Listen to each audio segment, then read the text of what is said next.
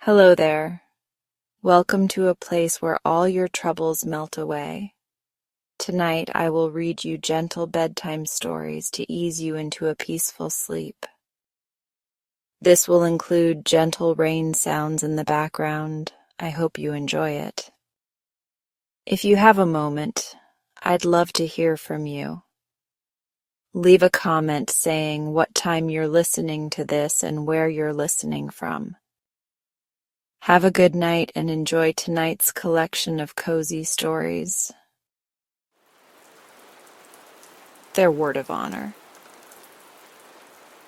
The president of the Great B railway system laid down the letter he had just reread 3 times and turned about in his chair with an expression of extreme annoyance.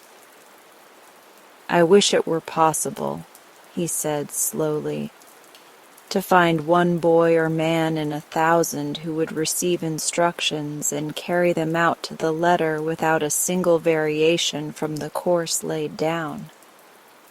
Cornelius," he looked up sharply at his son, who sat at a desk close by, "I hope you are carrying out my ideas with regard to your sons. I have not seen much of them lately. The lad Cyrus seems to me a promising fellow, but I am not so sure of Cornelius. He appears to be acquiring a sense of his own importance as Cornelius Woodbridge III, which is not desirable, sir. Not desirable. By the way, Cornelius, have you yet applied the Hezekiah Woodbridge test to your boys?" Cornelius Woodbridge, Jr. looked up from his work with a smile. "No, I have not, Father," he said. "It's a family tradition, and if the proper care has been taken that the boys should not learn of it, it will be as much a test for them as it was for you and for me and for my father. You have not forgotten the day I gave it to you, Cornelius?" "That would be impossible," said his son, still smiling. The elder man's somewhat stern features relaxed, and he sat back in his chair with a chuckle.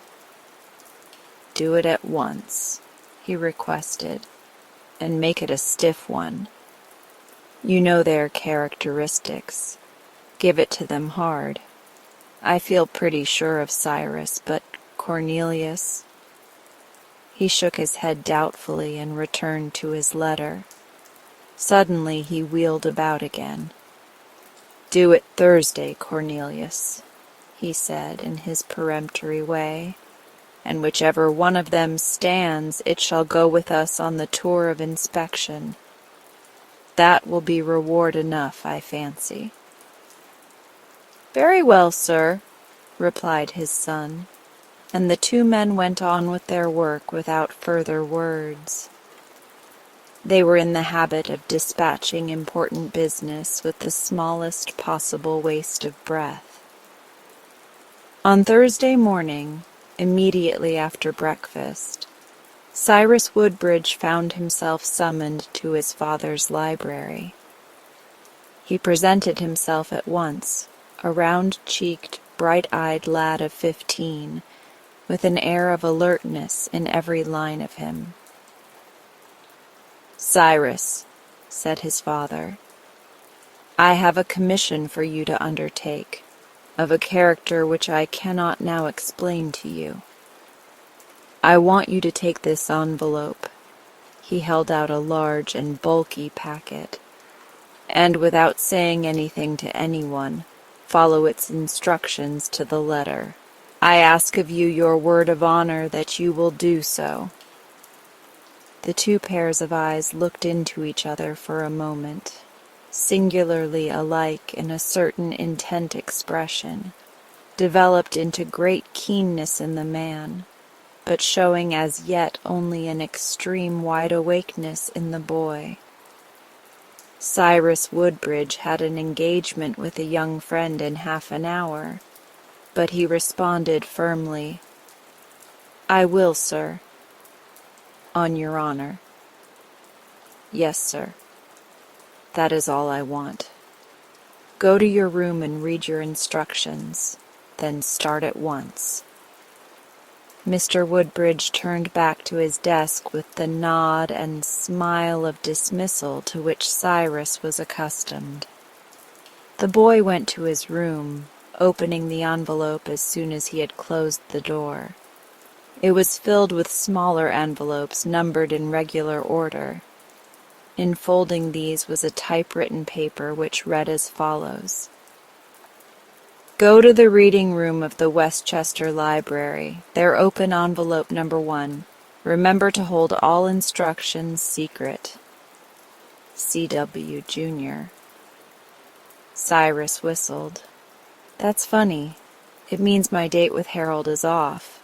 Well, here goes." He stopped on his way out to telephone his friend of his detention, took a Westchester Avenue car at the nearest point, and in 20 minutes was at the library. He found an obscure corner and opened envelope number 1. "Go to office of W.K. Newton, room 703, 10th floor, Norfolk Building, X Street. Reaching there by 9:30 a.m., ask for letter addressed to Cornelius Woodbridge, Jr." On way down elevator, open envelope number 2. Cyrus began to laugh. At the same time, he felt a trifle irritated. "What's father at?" he questioned in perplexity. "Here I am away uptown, and he orders me back to the Norfolk Building. I passed it on my way up. Must be he made a mistake. Told me to obey instructions, though. He usually knows just about why he does things." Meanwhile, Mr. Woodbridge had sent for his elder son, Cornelius, a tall youth of 17, with the strong family features, varied by a droop in the eyelids and a slight drawl in his speech, lounged to the door of the library. Before entering, he straightened his shoulders. He did not, however, quicken his pace. "Cornelius," said his father promptly, "I wish to send you upon an errand of some importance, but of possible inconvenience to you. I have not time to give you instructions, but you will find them in this envelope. I ask you to keep the matter and your movements strictly to yourself. May I have from you your word of honor that I can trust you to follow the orders to the smallest detail?" Cornelius put on a pair of eyeglasses and held out his hand for the envelope. His manner was almost indifferent. Mr. Woodbridge withheld the packet and spoke with decision. "I cannot allow you to look at the instructions until I have your word of honor that you will fulfill them." "Is not that asking a good deal, sir?" "Perhaps so," said Mr. Woodbridge, "but no more than is asked of trusted messengers every day. I will assure you that the instructions are mine and represent my wishes." "How long will it take?" inquired Cornelius, stooping to flick an imperceptible spot of dust from his trousers. "I do not find it necessary to tell you." Something in his father's voice sent the languid Cornelius to an erect position and quickened his speech. "Of course I will go," he said, but he did not speak with enthusiasm. "And your word of honor?" "Certainly, sir." The hesitation before the promise was only momentary. "Very well, I will trust you. Go to your room before opening your instructions." And the second somewhat mystified boy went out of the library on that memorable Thursday morning, to find his first order one which sent him to a remote district of the city, with the direction to arrive there within 3/4 of an hour. Out on an electric car, Cyrus was speeding to another suburb. After getting the letter from the 10th floor of the Norfolk building, he had read, "Take Crosstown car on L Street, transfer to Louisville Avenue, and go out to Kingston Heights. Find corner West and Dwight Streets, and open envelope number 3. Cyrus was growing more and more puzzled, but he was also getting interested. At the corner specified, he hurriedly tore open number 3, but found, to his amazement, only the singular direction. Take Suburban Underground Road for Duane Street Station. From there go to Sentinel office and secure 3rd edition of yesterday's paper. Open envelope number 4. Well, what under the sun, moon, and stars did he send me out to Kingston Heights for? Cried Cyrus aloud. He caught the next train, thinking longingly of his broken engagement with Harold Dunning, and of certain plans for the afternoon which he was beginning to fear might be thwarted if this seemingly endless and aimless excursion continued. He looked at the packet of unopened envelopes. It would be easy to break open the whole outfit and see what this game is, he thought. Never knew Father to do a thing like this before. If it's a joke... His fingers felt the seal of envelope number 4. I might as well find it out at once. Still, Father never would joke with a fellow's promise the way he asked it of me. My word of honor, that's putting it pretty strong. I'll see it through, of course. But I'm getting hungry. It must be near luncheon time. It was not. But by the time Cyrus had been ordered twice across the city and once up a 16-story building in which the elevator service was out of order, it was past noon, and he was in a condition to find envelope number 7 a very satisfactory one. Go to Café Reynaud on Westchester Square. Take a seat at table in left alcove. Ask waiter for card of Cornelius Woodbridge, Jr. Before ordering luncheon, red envelope number 8. The boy lost no time in obeying this command, and sank into his chair in the designated alcove with a sigh of relief. He mopped his brow and drank a glass of ice water at a gulp. It was a warm October day, and the 16 flights had been somewhat trying. He asked for his father's card, and then sat studying the attractive menu. I think I'll have... He mused for a moment, then said with a laugh, Well, I'm about hungry enough to eat the whole thing. Bring me the...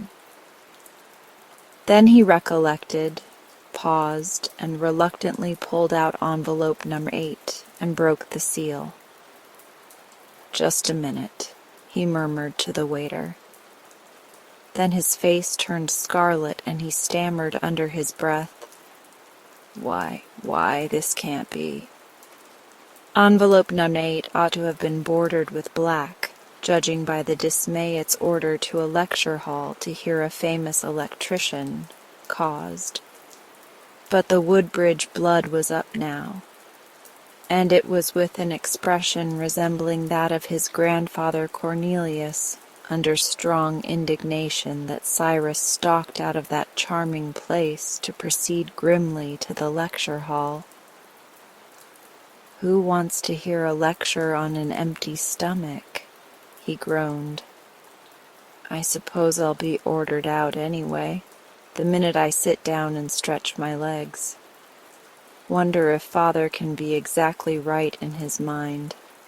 He doesn't believe in wasting time, but I'm wasting it today by the bucketful. Suppose he's doing this to size me up some way. He isn't going to tire me out so quick as he thinks. I'll keep going till I drop. Nevertheless, when, just as he was getting interested, he was ordered to go 3 miles to a football field and then ordered away again without a sight of the game he had planned for a week to see, his disgust was intense. All through that long, warm afternoon he raced about the city and suburbs, growing wearier and more empty with every step. The worst of it was the orders were beginning to assume the form of a schedule, and commanded that he be here at 3:15, and there at 4:05, and so on, which forbade loitering, had he been inclined to loiter. In it all he could see no purpose, except the possible one of trying his physical endurance. He was a strong boy, or he would have been quite exhausted long before he reached envelope number 17, which was the last but 3 of the packet. This read, "Reach home at 6:20 p.m. before entering house. Read number 18." Leaning against one of the big white stone pillars of the porch of his home, Cyrus wearily tore open envelope number 18, and the words fairly swam before his eyes. He had to rub them hard to make sure that he was not mistaken. Go again to Kingston Heights, corner West and Dwight Streets, reaching there by 6:50. Read number 19. The boy looked up at the windows, desperately angry at last.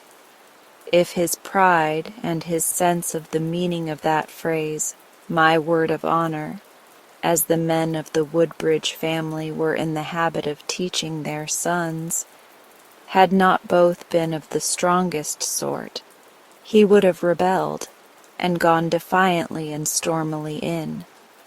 As it was, he stood for 1 long minute with his hands clenched and his teeth set. Then he turned and walked down the steps away from the longed-for dinner, and out toward L Street and the car for Kingston Heights. As he did so inside the house, on the other side of the curtains, from behind which he had been anxiously peering, Cornelius Woodbridge Sr. turned about and struck his hands together, rubbing them in a satisfied way. "He's come and gone," he cried softly, "and he's on time to the minute." Cornelius Jr. did not so much as lift his eyes from the evening paper as he quietly answered, "Is he?" But the corners of his mouth slightly relaxed. The car seemed to crawl out to Kingston Heights. As it at last neared its terminus, a strong temptation seized the boy Cyrus. He had been on a purposeless errand to this place once that day. The corner of West and Dwight Streets lay more than half a mile from the end of the car route, and it was an almost untenanted district. His legs were very tired. His stomach ached with emptiness. Why not wait out the interval which it would take to walk to the corner and back in a little suburban station, read envelope number 19, and spare himself? He had certainly done enough to prove that he was a faithful messenger. Had he? Certain old and well-worn words came into his mind. They had been in his writing book in the early school days. A chain is no stronger than its weakest link. Cyrus jumped off the car before it fairly stopped, and started at a hot pace for the corner of West and Dwight Streets. There must be no weak places in his word of honor. Doggedly he went to the extreme limit of the indicated route, even taking the longest way round to make the turn. As he started back, beneath the arc light at the corner, there suddenly appeared a city messenger boy. He approached Cyrus and, grinning, held out an envelope. "Ordered to give you this," he said, "if you made connections. If you'd been later than 5 minutes past 7, I was to keep dark. You've got 7 minutes and a half to spare. Queer orders, but the big railroad boss, Woodbridge, gave 'em to me." Cyrus made his way back to the car with some self-congratulations that served to brace up the muscles behind his knees. This last incident showed him plainly that his father was putting him to a severe test of some sort, and he could have no doubt that it was for a purpose. His father was the sort of man who does things with a very definite purpose indeed. Cyrus looked back over the day with an anxious searching of his memory to be sure that no detail of the singular service required of him had been slighted. As he once more ascended the steps of his own home, he was so confident that his labors were now ended that he almost forgot about envelope number 20, which he had been directed to read in the vestibule before entering the house. With his thumb on the bell button he recollected, and with a sigh broke open the final seal.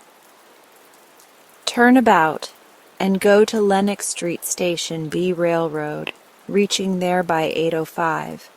Wait for messenger in west end of station by telegraph office." It was a blow, but Cyrus had his second wind now.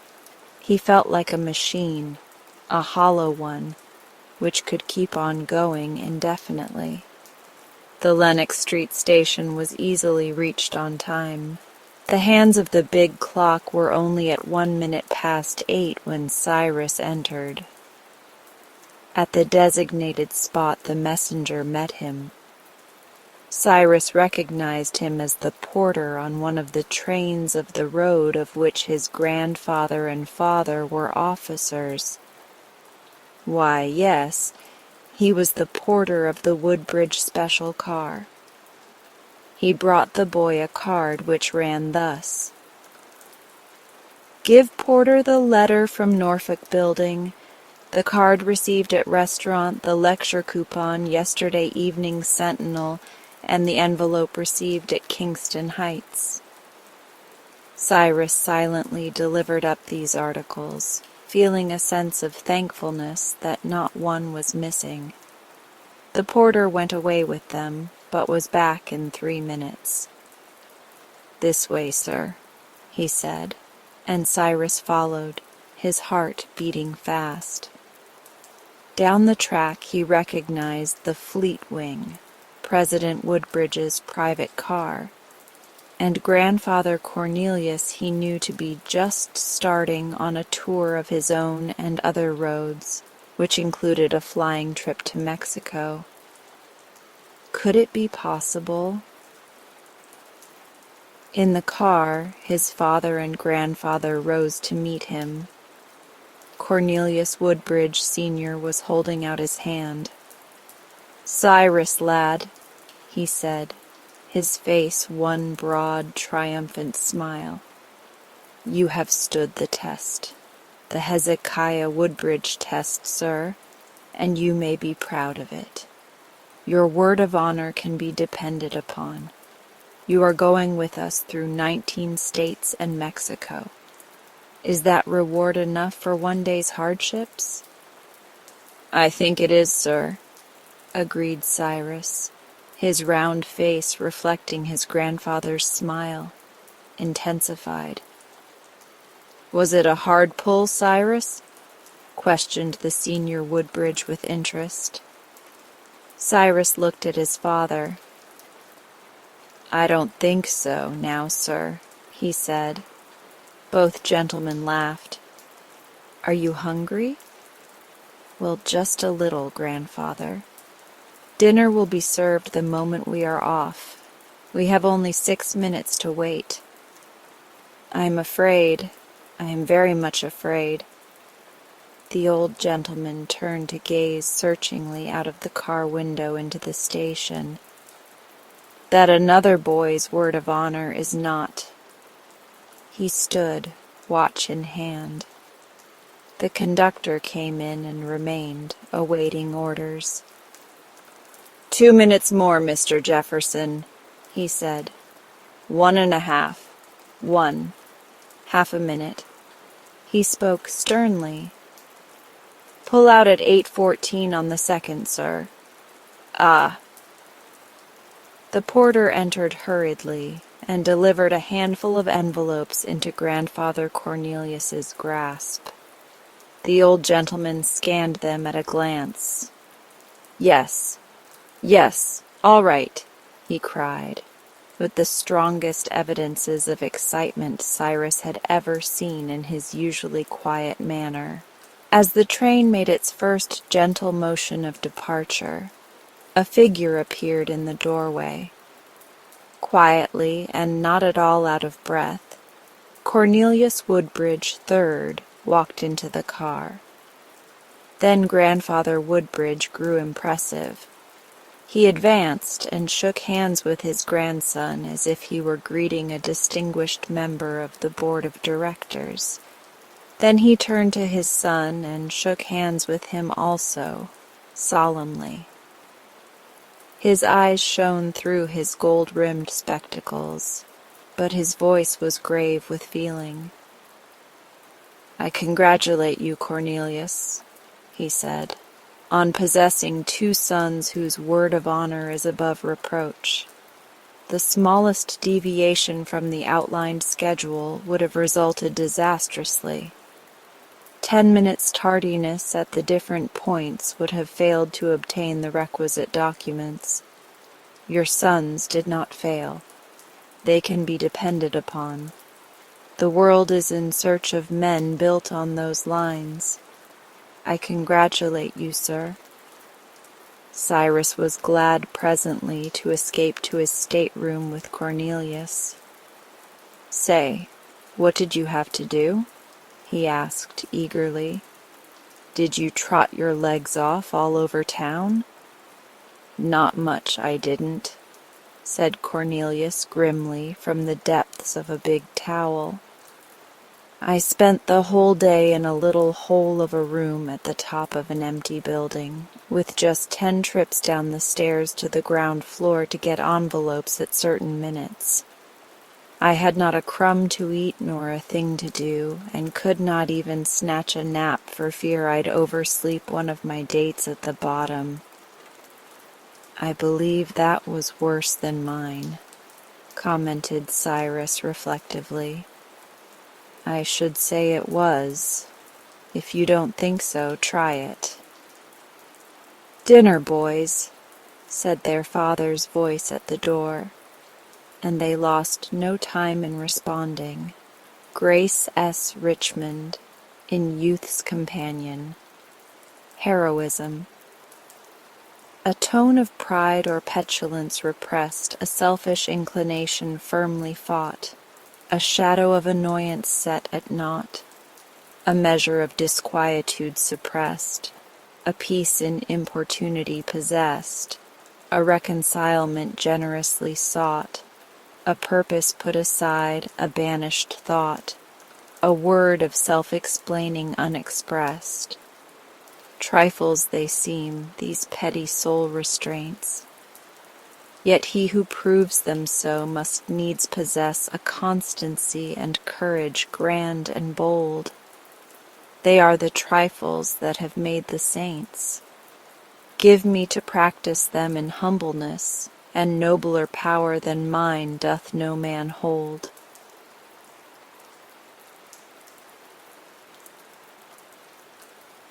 The Doctor's Cow. "I am afraid she is done for," said the veterinary surgeon as he came out of the barn with Dr. Layton, after working for an hour over Brindle, who had broken into the feed bins and devoured bran and middlings until she could eat no more. "But keep up the treatment faithfully, and if she lives through the night, she will stand some show of getting well."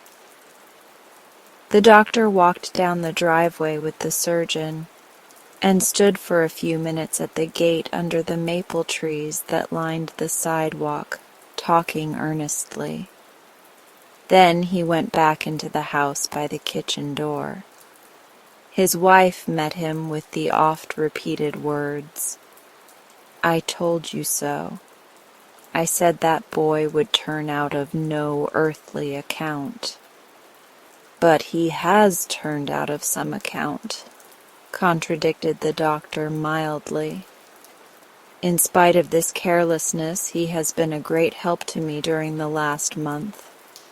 It was boyish ignorance more than mere carelessness that brought about this disaster. To be sure, I have cautioned him not to leave the door of the feed-room unfastened. But he had no idea how a cow would make a glutton of herself if she had a chance at the bins. You cannot expect a boy who was reared in a city tenement to learn all about the country and the habits and weaknesses of cattle in one short month. No, I shall not send him adrift again, not even if poor Brindle dies." "You mean to say you are going to keep him just the same, John Layton?" cried the doctor's wife. "Well, if you are not the meekest man, Moses was not anything to you. He did lose his temper once." The doctor smiled and said quietly, "Yes, and missed entering the promised land on account of it. Perhaps I should have done the same thing in his place, but I am sure that Moses, if he were in my place today, would feel just as I do about discharging Harry. It is pretty safe to assume that he, even if he did lose his temper at the continual grumbling of the croakers who were sighing for the flesh pots of Egypt, never ordered a young Israelite boy, whose father and mother had been bitten by the fiery serpents and died in the wilderness, to clear out of camp for not putting a halter on one of the cows." "John Layton, you are talking scripture," remonstrated the perturbed housewife, looking up reprovingly as she sadly skimmed the cream from the very last pan of milk poor Brindle would ever give her.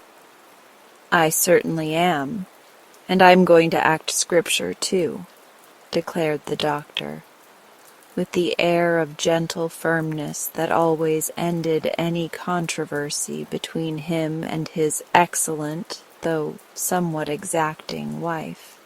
"Harry is a good boy, and he had a good mother too, he says, but he has had a hard life, ill-treated by a father who was bitten by the fiery serpent of drink.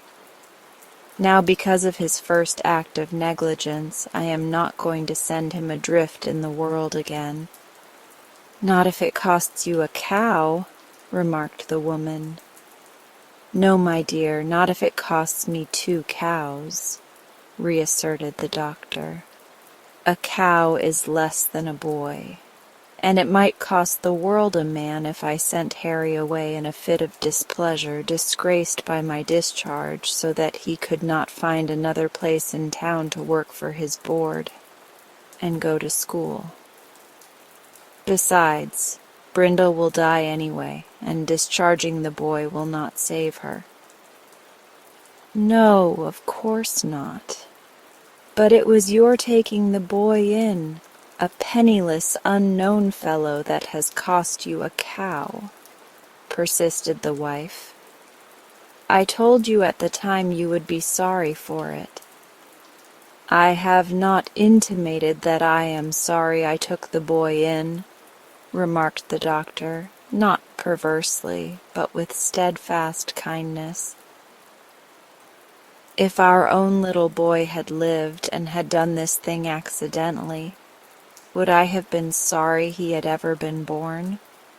Or if little Ted had grown to be 13, and you and I had died in the wilderness of poverty, leaving him to wander out of the city to seek for a home in God's fair country, where his little peaked face could fill out and grow rosy, as Harry's has.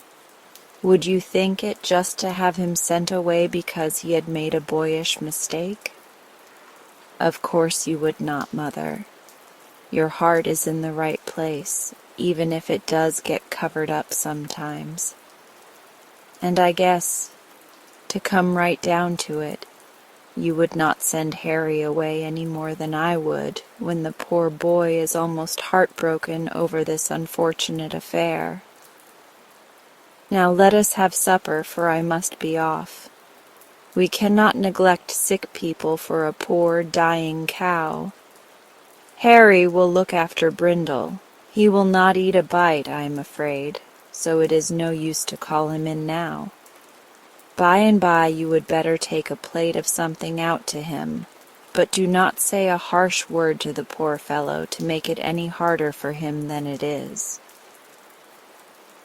The doctor ate his supper hurriedly, for the sick cow had engaged every moment of his spare hours that day, and he had postponed until his evening round of visits a number of calls that were not pressing. When he came out to his buggy, Harry Aldous stood at the horse's head, at the carriage steps beside the driveway, his chin sunk on his breast, in an attitude of hopeless misery. "Keep up the treatment, Harry, and make her as easy as possible," said the doctor as he stepped into his buggy. "Yes, sir.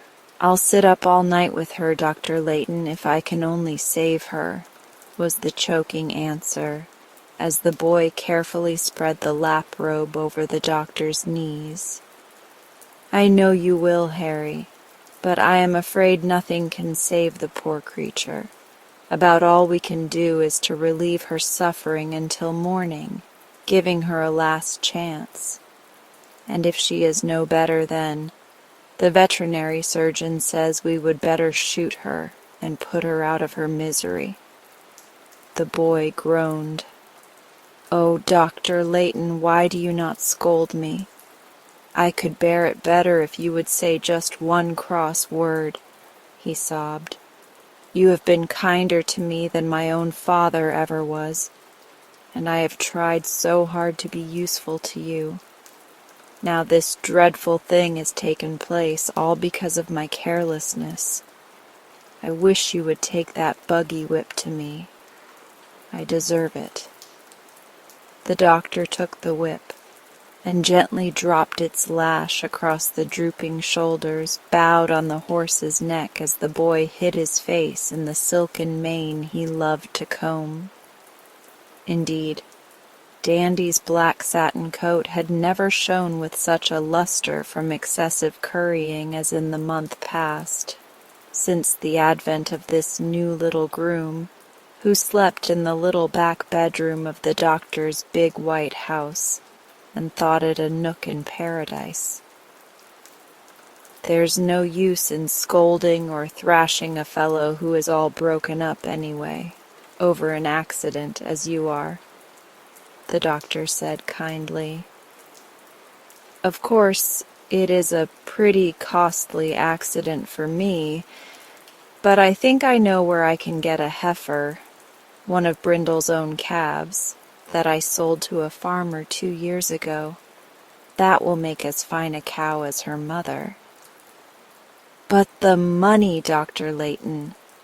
How can I ever earn that to make good your loss?" implored the boy, looking up. "The money? Oh, well, some day when you are a rich man, you can pay me for the cow," laughed the doctor, taking up the reins.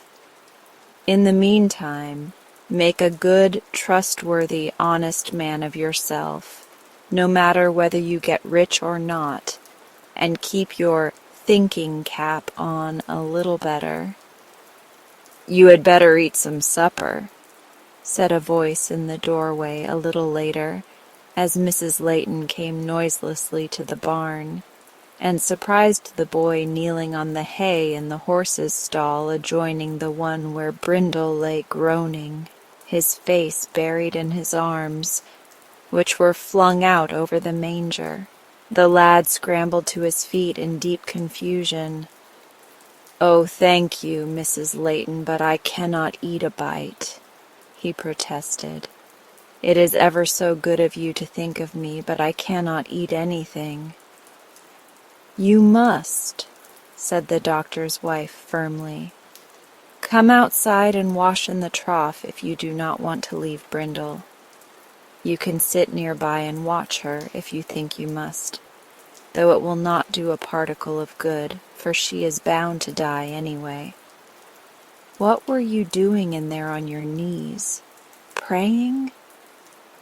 The woman's voice softened perceptibly as the question passed her lips, and she looked half pityingly into the pale, haggard young face, thinking of little Ted's, and wondering how it would have looked at 13 if he had done this thing.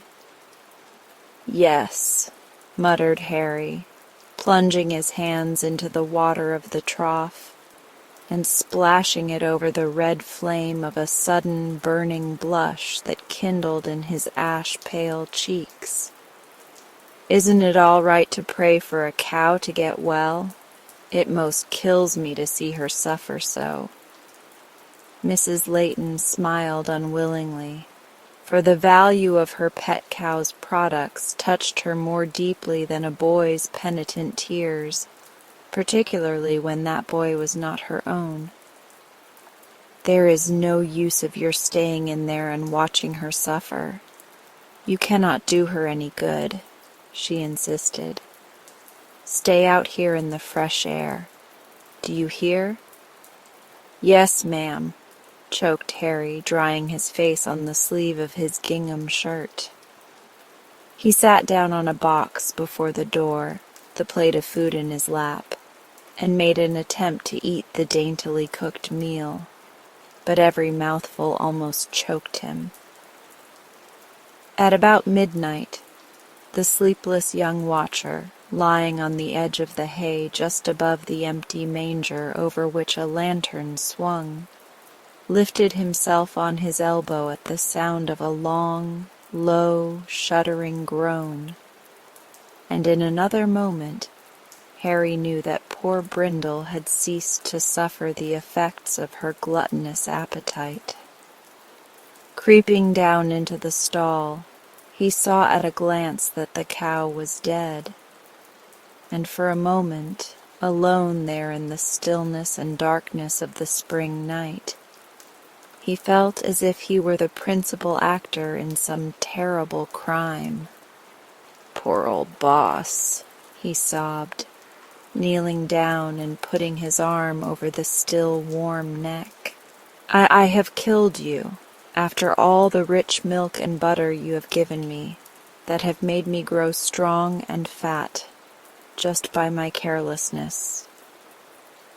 In after years the memory of that hour came back to Harry Aldous as the dominant note in some real tragedy, and he never again smelled the fragrance of new hay, mingled with the warm breath of sleeping cattle, without recalling the misery and self-condemnation of that long night's watch.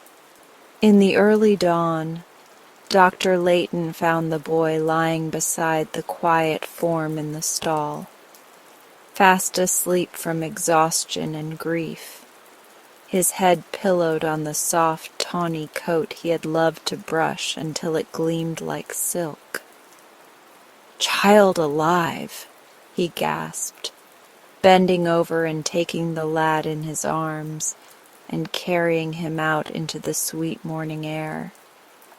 "Harry, why did you not come and tell me and then go to bed?" he cried, setting the bewildered boy on his feet and leading him to the house. "Now, my boy, no more of this grieving. The thing is done, and you cannot help it now. There is no more use in crying for a dead cow than for spilled milk. Now come in and go to bed and stay there until tonight. And when you wake up, the new heifer, Brindle's daughter, will be in the barn waiting for you to milk her. I'm going to buy her this morning." 5 years after that eventful night, Harry Aldous stood on the doctor's front porch, a youth of 18, bidding goodbye to the two who had been more to him than father and mother. He was going to college in the West, where he could work his way, and in his trunk was a high school diploma, and in his pocket a gilt-edged recommendation from Dr. Layton. "God bless you, my boy. Don't forget us," said the doctor, his voice husky with unshed tears as he wrung the strong young hand that had been so helpful to him in the busy years flown by. "Forget you, my more than father," murmured the young man, not even trying to keep the tears out of his eyes. "No matter how many years it may be before I see you again, I shall always remember your unfailing kindness to me.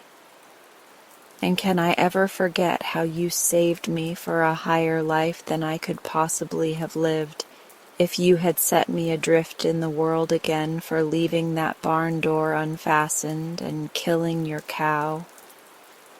As long as I live, I shall remember that great kindness, and shall try to deserve it by my life." "Pshaw, Harry," said the doctor. "That was nothing but common humanity." "Uncommon humanity," corrected the youth. "Goodbye, Mrs. Layton. I shall always remember your kindness, too, and that you never gave me any less butter or cream from poor Brindle's daughter for my grave offense. You have been like an own mother to me." "You have deserved it all, Harry," said the doctor's wife, and there was a tear in her eye, too, which was an unusual sight, for she was not an emotional woman. "I do not know as it was such a great calamity after all to lose Brindle just as we did, for Daisy is a finer cow than her mother was, and there has not been another chance since to get as good a heifer.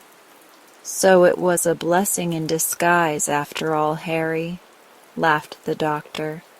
"As for you, you have been a blessing undisguised from that day to this. May the Lord bless and prosper you. Write to us often." 4 years passed, and in one of the western states a young college graduate stepped from his pedestal of oratorical honors to take a place among the rising young lawyers of a prosperous new town that was fast developing into a commercial center. "I am doing well, splendidly," he wrote Dr. Layton after 2 years of hard work. "And one of these days I am coming back to make that promised visit." But the years came and went, and still the West held him in its powerful clutch. Success smiled upon his pathway, and into his life entered the sweet new joy of a woman's love and devotion, and into his home came the happy music of children's voices. When his eldest boy was 8 years old, his district elected him to the state senate, and 4 years later sent him to Congress, an honest, uncompromising adherent to principle and duty. "And now, at last," he wrote Dr. Layton, "I am coming east, and I shall run down from Washington for that long-promised visit. Why do you write so seldom, when I have never yet failed to inform you of my pyrotechnic advancement into the world of politics? It is not fair, and how is the family cow? Surely Madame Daisy sleeps with her poor mother ere this, or has been cut up into roasts and steaks."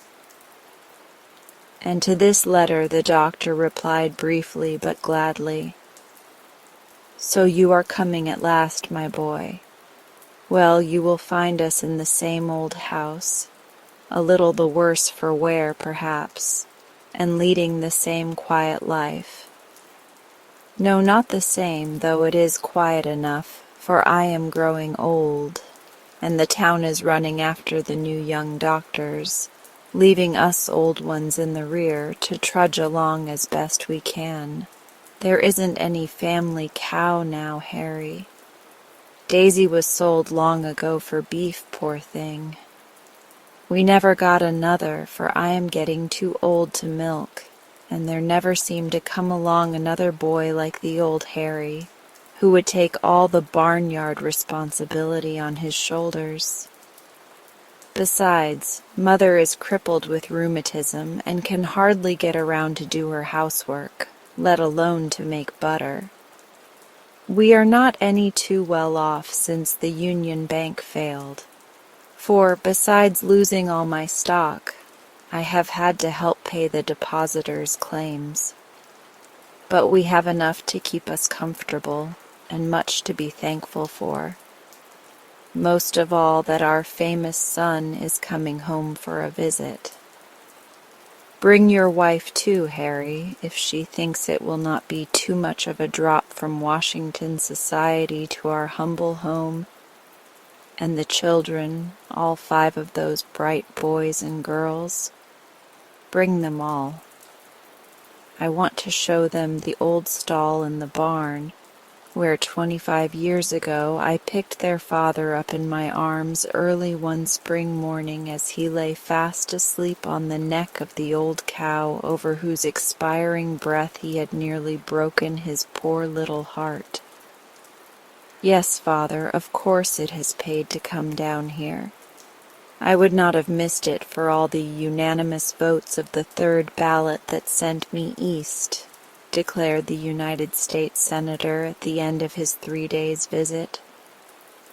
Long ago, the Honorable Henry Aldis had fallen into the habit of addressing Dr. Layton, in his letters, by the paternal title.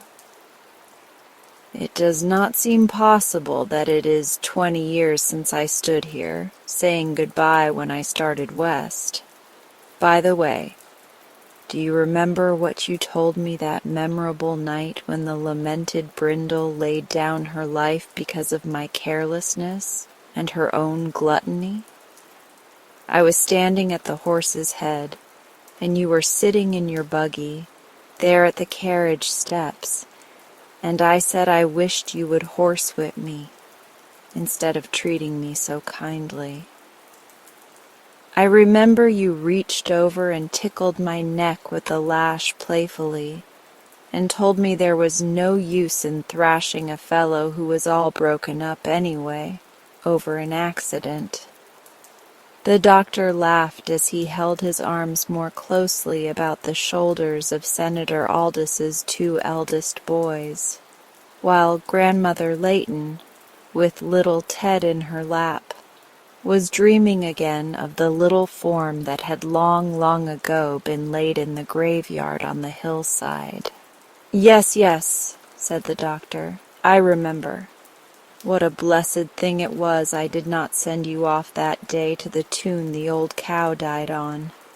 And he laughed through his tears. Blessed, echoed Mrs. Layton, putting down the wriggling Ted. It was providential. You know, Harry, I was not so kind-hearted as John in those days, and I thought he ought to send you off. But he declared he would not, even if you had cost him 2 cows. He said that if he did, it might cost the world a man. And so it would have, if all they say you are doing out west for clean government is true. Senator Aldis laughed and kissed the old lady. I do not know about that, he said modestly. I am of the opinion that he might have saved more of a man for the world.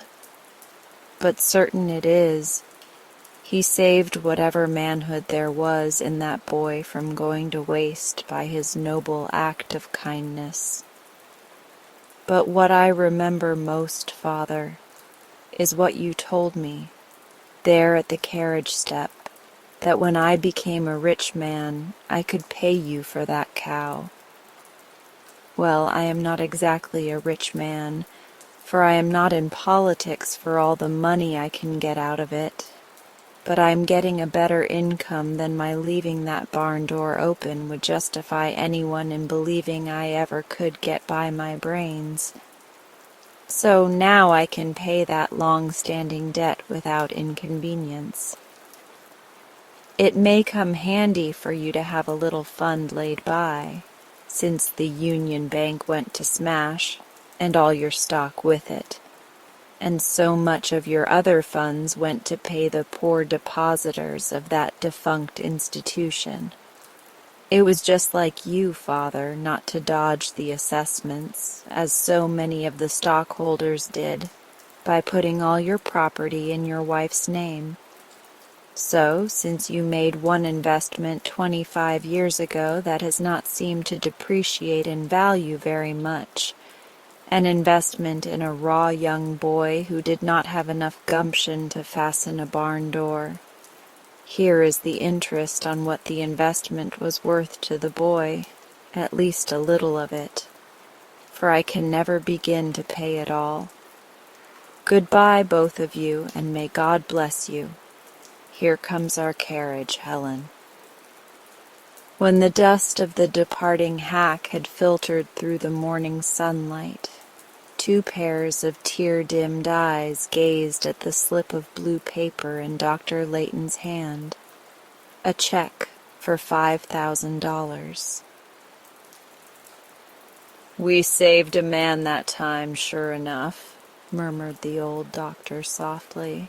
Emma S. Allen in the Wellspring.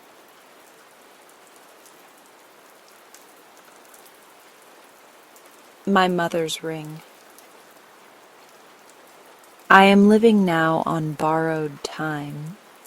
The sun of my allotted life day has set, and with the mellow twilight of old age there come to my memory reflections of a life which, if not well spent, has in it enough of good at least to make these reflections pleasant. And yet, during all the years in which I have responded to the name Carter Brassfield, but a single fortnight of time, it seems to me, is worth recounting. We were living in Milwaukee, having recently moved there from York State, where I was born. My father, a bookkeeper of some expertness, not securing a position in our newly adopted city as soon as he had expected, became disheartened, and to while away the time that hung so heavily, took to drinking beer with some newly acquired German friends. The result was that our funds were exhausted much sooner than they should have been, and Mother took it upon herself to turn breadwinner for the family by doing some plain sewing. A small allotment of this money she gave to me one day on my return from school, and sent me to Mr. Blodgett, the grocer, to purchase some supplies. After giving my order to one of the clerks, I immediately turned my attention to renewing my acquaintance with Tabby, the store cat. While I was thus engaged, I heard my name repeated by a stranger who was talking with Mr. Blodgett, and ere long the man sauntered over, spoke to me, and after some preliminary remarks asked if I was Carter Brassfield. He was dark, had a sweeping mustache, and wore eyeglasses. Upon being assured that I was Carter Brassfield, he took from his pocket a gold ring, and turning it around carefully in the light, read the inscription on its inner side. "Is your mother's name Alice?" he asked. I told him that it was. "And your father's name Carter?" "Yes, sir," said I. Then he showed the ring to me and asked if I had seen it before. I at once recognized the ring as my mother's, since I could remember she had worn it until recently. Of late she had grown so much thinner that the ring would no longer stay on her finger, and she was accustomed, therefore, to keep the circlet in a small drawer of her dresser, secure in an old purse with some heirlooms of coins. And I was greatly surprised that it should be in the possession of this stranger. I told him that it was my mother's ring, and asked him how he came by it. "Your father put it up in a little game the other day," said he, "and it fell into my possession."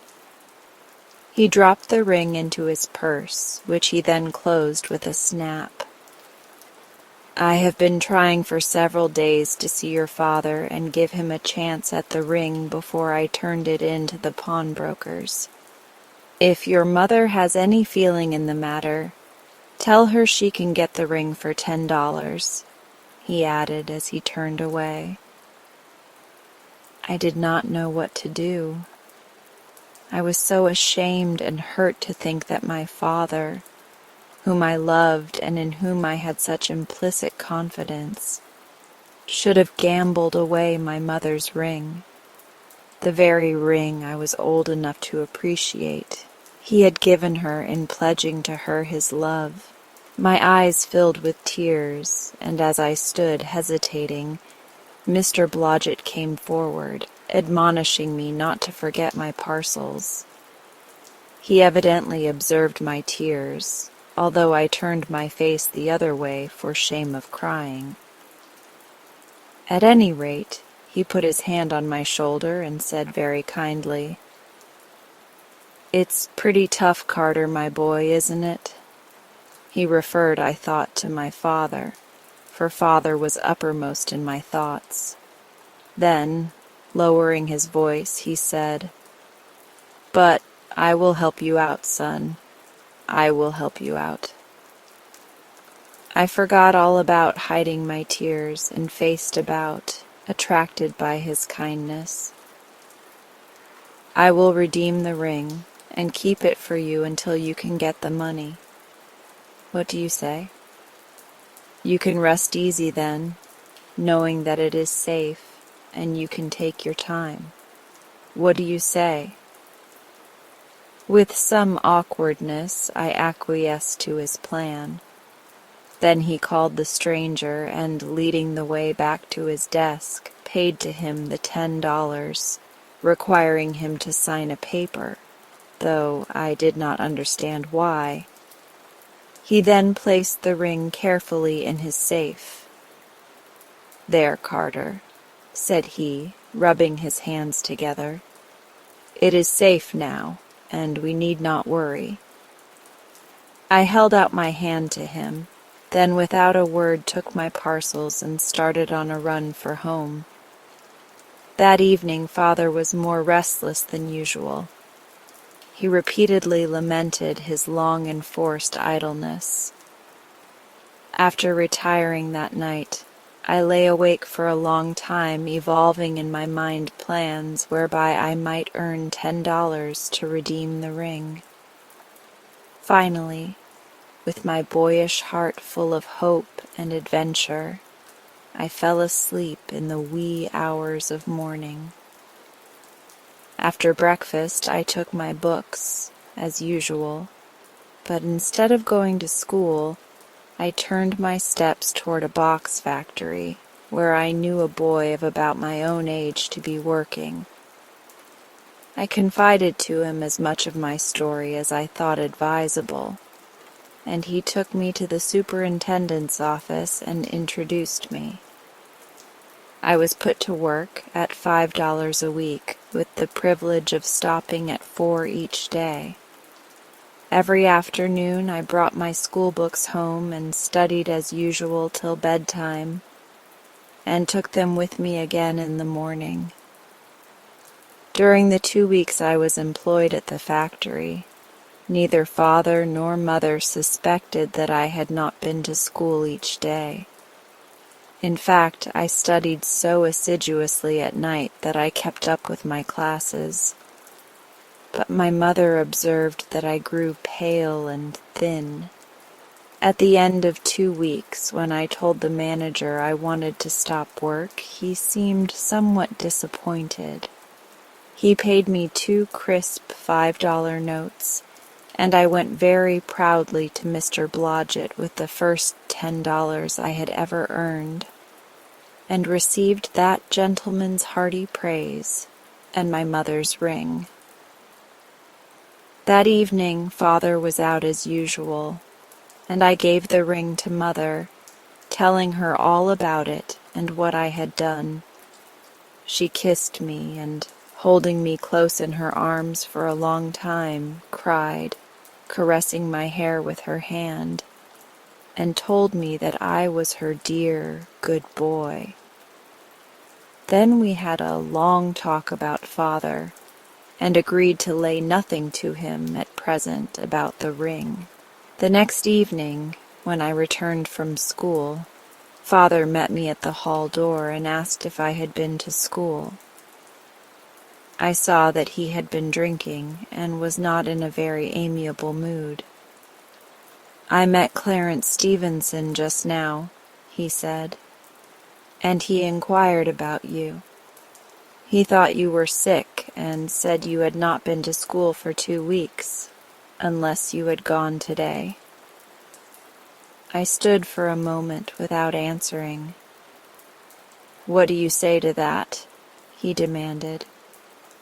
"Clarence told the truth, Father," I replied. "He did, eh? What do you mean by running away from school in this manner?"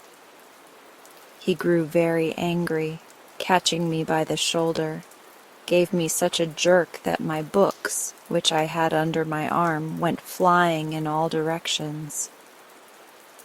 "Why have you not been to school?" he said thickly. "I was working, but I did not intend to deceive you, Father." "Working? Working? Where have you been working?"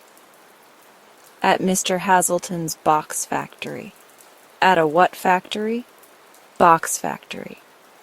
"How much did you earn?" he growled, watching me closely to see if I told the truth.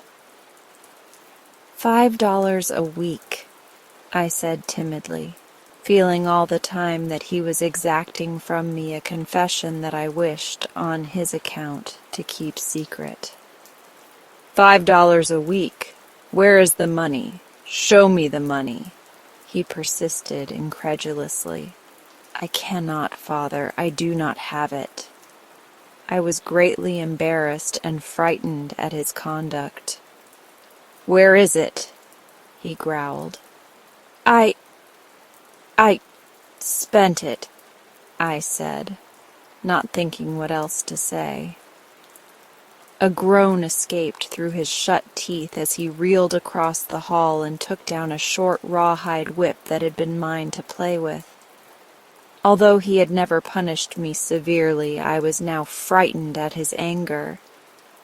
"Don't whip me, Father," I pleaded as he came staggering toward me with the whip. "Don't whip me, please." I started to make a clean breast of the whole matter, but the cruel lash cut my sentence short.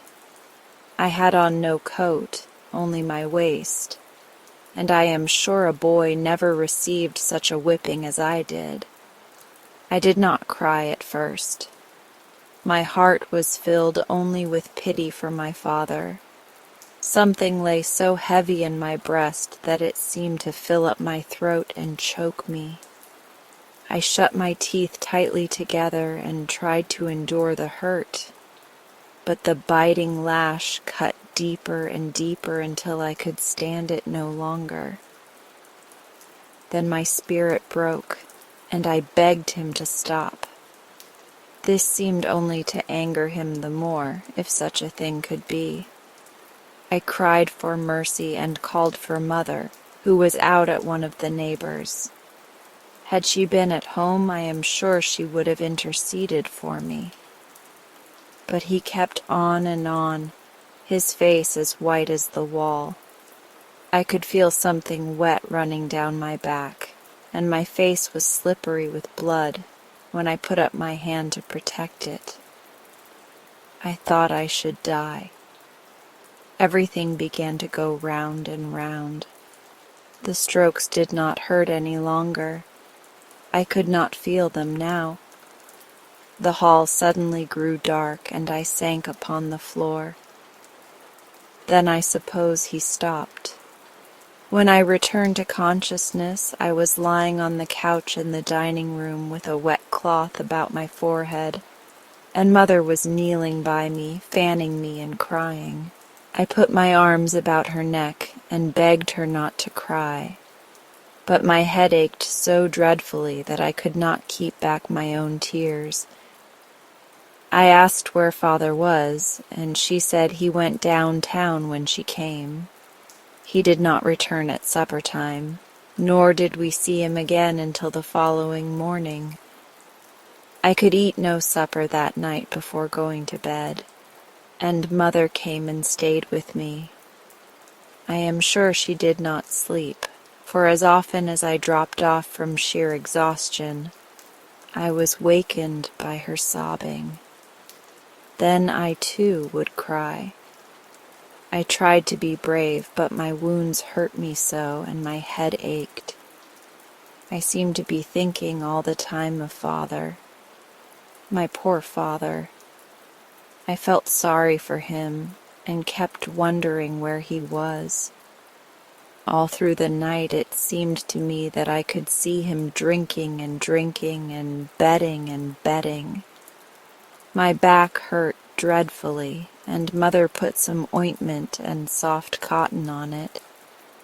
It was late in the morning when I awoke, and heard Mother and Father talking downstairs. With great difficulty I climbed out of bed and dressed myself. When I went down, Mother had a fire in the dining room stove, and Father was sitting, or rather lying, with both arms stretched out upon the table, his face buried between them. By him on a plate were some slices of toast that Mother had prepared, and a cup of coffee, which had lost its steam without being touched. I went over by the stove and stood looking at Father. I had remained there but a moment, my heart full of sympathy for him, and wondering if he were ill, when he raised his head and looked at me. I had never before seen him look so haggard and pale. As his eyes rested on me, the tears started down my cheeks. "Carter, my child," he said hoarsely, "I have done you a great wrong. Can you forgive me?" In an instant my arms were about his neck. I felt no stiffness nor soreness now. He folded me to his breast and cried as I did. After a long time he spoke again. "If I had only known, your mother has just told me. It was the beer, Carter, the beer. I will never touch the stuff again, never," he said faintly. Then he stretched out his arms upon the table and bowed his head upon them. I stood awkwardly by, the tears streaming down my cheeks, but they were tears of joy. Mother, who was standing in the kitchen doorway with her apron to her eyes, came and put her arm about him and said something, very gently, which I did not understand. Then she kissed me several times. I shall never forget the happiness of that hour. For a long time after that, Father would not go downtown in the evening unless I could go with him. He lived to a good old age, and was for many years head bookkeeper for Mr. Blodgett. He kept his promise always. Mother is still living, and still wears the ring.